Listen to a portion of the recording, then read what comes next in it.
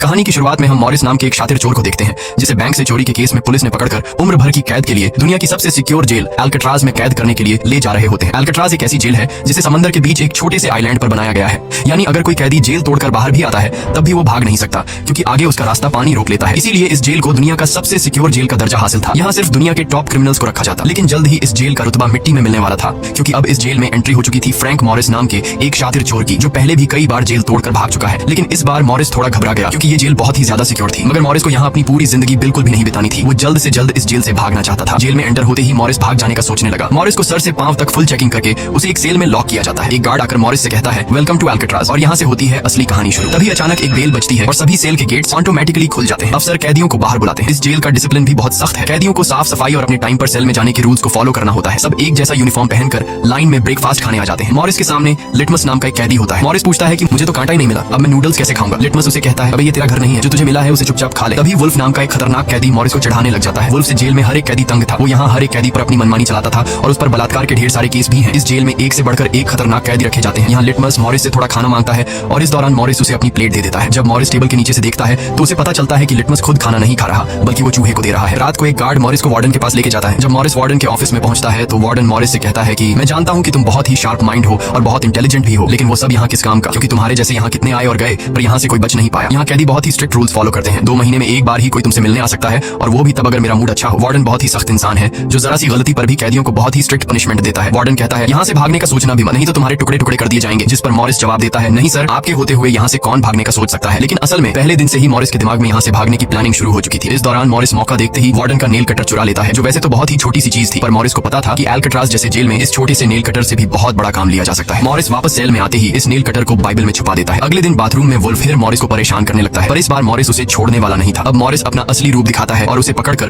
उसकी खूब धुलाई करता है। वुल्फ को पीटने के बाद अब मॉरिस का पूरे जेल में एक अलग रुतबा बन गया। हर कोई मॉरिस से डरने लगा। इसके बाद मॉरिस को लाइब्रेरी में काम दिया जाता है। वहाँ इंग्लिश नाम के एक आदमी से उसकी मुलाकात हो जाती है। वो इस जेल का सीनियर कैदी है। इंग्लिश को भी 2 आदमियों के कत्ल की वजह से उम्र भर की कैद सुनाई गई थी। उसने इस जेल में अपनी आधी जिंदगी गुजार दी थी। वो इस जेल के चप्पे चप्पे से वाकिफ है। उसे जेल की हर बात की खबर रहती है। उसे यह भी पता होता है कि आज सुबह मॉरिस और वुल्फ की लड़ाई हुई थी। वो मॉरिस को कुछ किताबें देता है जिन्हें मॉरिस को हर एक कैदी के सेल में पहुंचाना होता है। अगले सीन में खुले जगह को दिखाते हैं जहाँ कैदी कोई न कोई गेम खेल रहे होते हैं। तभी वो डॉक नाम का एक आर्टिस्ट से मिलता है जो खुद की पेंटिंग बना रहा होता है। डॉक एकदम सीधा साधा और डिसेंट इंसान है जो कई सालों से यहाँ सजा काट रहा है। उसे पेंटिंग करने का बहुत ही शौक था और अपना ज्यादातर वक्त वो पेंटिंग में ही लगाता। डॉक का कहना था कि अल्काट्राज जैसी जेल में कोई भी पागल हो सकता है, पर उसकी पेंटिंग की वजह से अब तक उसका दिमाग नॉर्मली चल रहा है। मॉरिस डॉक से पूछता है कि इस पेंटिंग में ये फूल क्यों बना के रखा हुआ है, तुम्हारी शर्ट में ऐसा तो कुछ नहीं। डॉक कहता है कि यह मेरी खुशी है जो सिर्फ पेंटिंग में है, मेरे मन में नहीं। उसके बाद मॉरिस जब अपने दाएं तरफ देखता है तो उसे ऊपर इंग्लिश दिखाई देता है। मॉरिस इंग्लिश की तरफ जाता है। जब मॉरिस उसके करीब जाता है तो उसके चेले मॉरिस को रोक देते हैं। तब इंग्लिश इशारा करता है कि अपना ही आदमी है, आने दो। मॉरिस उसके पास जाकर बैठ जाता है और तुरंत अपने दिल की बात छेड़ देता है। मॉरिस उससे कहता है कि यहाँ से बचने में आप मेरी मदद करेंगे। ये बात सुनकर इंग्लिश तो हंस पड़ता है। देखो बेटा,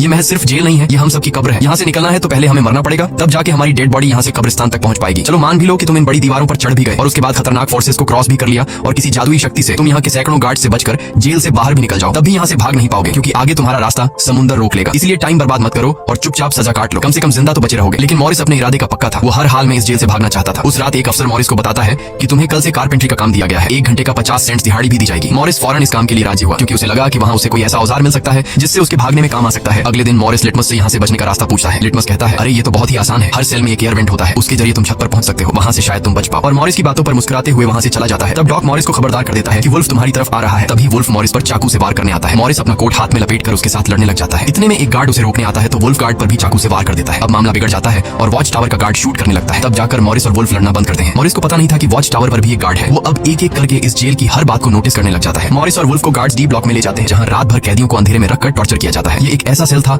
जहाँ कोई भी कैदी नहीं जाना चाहता था। जाने से पहले वुल्फ मॉरिस को धमकाता है कि बेटा तेरी मौत तो मेरे हाथों होगी। उस रात मॉरिस को तरह तरह के टॉर्चर्स सहने पड़ जाते हैं जिससे उसकी हालत काफी खराब हो जाती है। 2 हफ्ते तक इस अंधेरे वाले सेल में रहने के बाद उसे वापस उसके सेल में लेके आते हैं जहाँ लिटमस अपने पालतू चूहे से मॉरिस को एक नोट भेजता है जिसमें लिखा होता है वेलकम बैक मॉरिस। एक दिन चार्ली नाम का एक नया कैदी आता है जिसे मॉरिस के पास वाले सेल में रखा जाता है। मॉरिस और चार्ली में जल्दी दोस्ती हो जाती है। मॉरिस फिर उसे अपने दूसरे दोस्तों से भी मिलवाता है। उसी समय वार्डन बिना किसी को बताए हर एक कैदी के सेल को चेक करता है। जब वो डॉग के सेल में जाता है तो डॉग के सेल में उसके बनाए हुए कई पेंटिंग्स होते हैं। वार्डन हैरान रह जाता है कि दिन ब दिन उसकी पेंटिंग तो बढ़ती जा रही है। डॉग ने वार्डन की पेंटिंग भी बना के रखी होती है। उसे देखकर वार्डन मुस्कुराने लग जाता है, लेकिन पता नहीं क्यों अगले दिन वार्डन डॉग के सेल में बनाई गई सभी पेंटिंग्स को बाहर फेंकने का गार्ड्स को ऑर्डर देता है। वार्डन के इस फैसले ने डॉग को अंदर से पूरी तरह तोड़ दिया क्योंकि डॉग सिर्फ अपनी पेंटिंग के ही सहारे जिंदा था। वो अपने हर एक बनाए हुए पेंटिंग से बहुत प्यार करता था क्योंकि यहाँ उसकी सिर्फ एक ही खुशी थी और वो भी उस बेचारे से छीन ली गई। मॉरिस उसे समझाता है कि कोई बात नहीं, वो सिर्फ पेंटिंग ही तो थी, तुम और भी बना सकते हो। लेकिन डॉग इस सदमे से बाहर नहीं आ पा रहा था। अगले दिन उसे देखकर देखकर मॉरिस गार्ड से कहता है कि प्लीज डॉग पर नजर रखिए, वो बहुत ही परेशान दिख रहा है, कहीं वो खुद को नुकसान न पहुंचा ले। फिर गार्ड मॉरिस को कहता है तुम अपने काम से काम रखो। डॉग को भी मॉरिस के साथ कारपेंटर का काम दिया जाता है। तभी डॉग छुपकर मॉरिस की जेब में कुछ रख देता है। उसके बाद वो एक गार्ड को बुलाता है और कारपेंटरी के लिए दी गई कुल्हाड़ी से अपनी 3 उंगलियां काट लेता है और कहता है कि जिन उंगलियों से मैं पेंट नहीं कर सकता